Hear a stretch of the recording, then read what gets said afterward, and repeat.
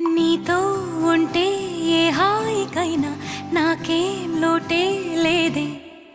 అదుగు ఆ మాటే అంటోంది పూటే సంతోషమంటే మనమేనని.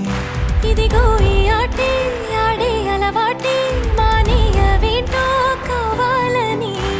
నువ్వే ఉంటే చాలే మరిచిపోనా ఓనమాలే. బాగుంది బాగుంది ఓ శ్రీవారు, గారాబం మెచ్చింది శ్రీమతి గారు.